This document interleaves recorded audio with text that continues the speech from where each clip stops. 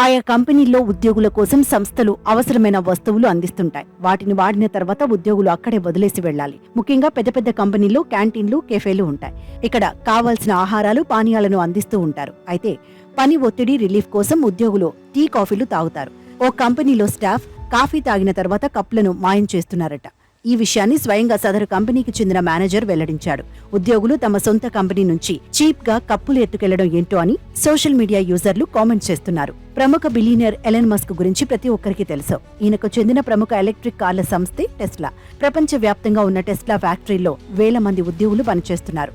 జర్మనీలో ఉన్న బెర్లిన్ ఫ్యాక్టరీలో ఈ వింత ఘటన చోటు చేసుకుంది. కంపెనీలో ఉన్న కాఫీ మగ్లు వరుసగా మాయమవుతున్నాయి. మొదటిగా దీన్ని లైట్ తీసుకున్నా పెద్ద సంఖ్యలో కప్పులు కనిపించడం లేదని కింది స్థాయి సిబ్బంది ఫిర్యాదులు చేశారు. దీనిపై ఆరా తీసి పై స్థాయి ఉద్యోగులు కంగుతిన్నారు. స్టాఫే కాఫీ కప్పులు తీసుకెళ్తున్నారని టెస్లా ప్లాంట్ మేనేజర్ ఆండ్రే తిరిక్ తెలిపారు.